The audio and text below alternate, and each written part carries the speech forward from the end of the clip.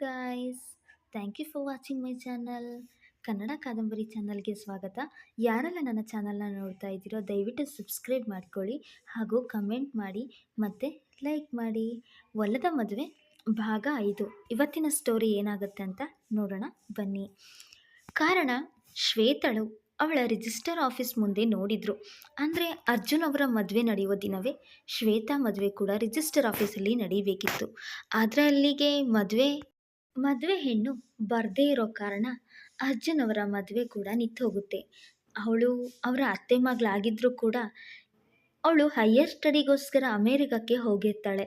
ಅವಳು ಮದುವೆ ಕೂಡ ನಿಂತು ಹೋಗುತ್ತು. ಆ ಕಾರಣದಲ್ಲಿ ಅರ್ಜುನ್ಗೆ ಕಾಣಿಸೋದೆ ಶ್ವೇತಾ.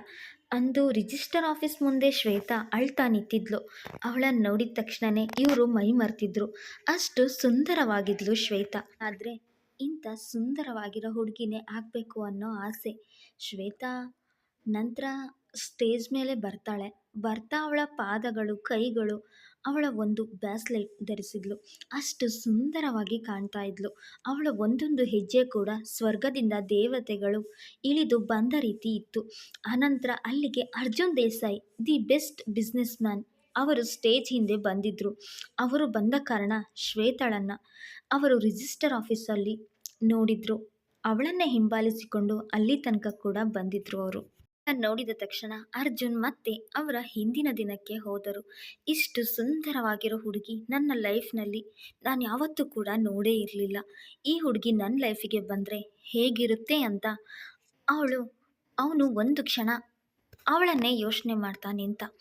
ಮದುವೆ ಏನಾದರೂ ನಂದು ನಡೀತಾನೆ ಇದ್ದಿದ್ರೆ ಇವಳನ್ನೇ ನಾನು ಮದುವೆ ಆಗ್ತಿದ್ದೆ ಅಂತ ಅವ್ರ ಮನಸ್ಸಲ್ಲಿ ಒಂದು ಆಸೆ ಬಂತು. ಆದರೆ ಅವತ್ತು ಅವ್ರ ಮದುವೆ ನಡೀಲಿಲ್ಲ. ಹಾಗಾಗಿ ಶ್ವೇತಾ ಬ್ಯಾಕ್ಗ್ರೌಂಡ್ ಎಲ್ಲ ತಿಳ್ಕೊಂಡು ಆನಂತರ ಅವಳಿಗೆ ಚಾನ್ಸ್ ಸಿಗೋ ರೀತಿ ಮಾಡಿದರು. ಇಂಥ ಅರ್ಜುನ್ ಸಡನ್ನಾಗಿ ಇವಳಿಂದ ಕಿತ್ಕೊಂಡಿರೋ ಇಂಡಸ್ಟ್ರಿ, ಮಾಡೆಲಿಂಗ್ ಎಲ್ಲವೂ ಮತ್ತೆ ಸಿಗಬೇಕು ಅಂದರೆ ಅದು ಅದೃಷ್ಟ ಅಲ್ಲ, ಅದು ಅಷ್ಟು ಸುಲಭ ಕೂಡ ಅಲ್ಲ. ಆ ಕೆಲಸ ಅರ್ಜುನ್ ದೇಸಾಯಿಯಿಂದ ಮಾತ್ರ ಸಾಧ್ಯ ಆಗಿತ್ತು. ಹಾಗಾಗಿ ಅದು ಅವಳಿಗೆ ಗೊತ್ತಿರಲಿಲ್ಲ. ಅನಂತರ ಫ್ಯಾಷನ್ ಶೋ ಮುಗಿಯುವ ಟೈಮಲ್ಲಿ ಅವಳು ಸ್ಲಿಪ್ಪಾಗಿ ಸ್ಕಿಡ್ಡಾಗಿ ಕೆಳಗೆ ಬೀಳ್ತಾಳೆ. ಅದನ್ನು ತಪ್ಪಿಸೋಕೆ ಅರ್ಜುನ್ ದೇಸಾಯಿ ಸ್ಟೇಜ್ ಮೇಲೆ ಬರ್ತಾರೆ. ಇನ್ನೇನು ಅವಳು ಬೀಳಬೇಕು ಅನ್ನೋ ಹೊತ್ತಿಗೆ ಅವಳು ಹೋಗಿ ಅವನ ತೋಳಿಗೆ ಬೀಳ್ತಾಳೆ. ಆಗ ಇಡೀ ಸ್ಟೇಜೇ ಈ ರೀತಿ ಇದ್ದಾಗ ಇಡೀ ಕ್ಯಾಮ್ರಾ ಸ್ಟೇಜ್ಗೆ ಎದ್ದು ನಿಂತು ಕಾಣ್ತಾ ಇತ್ತು. ನೋಡೋ ರೀತಿ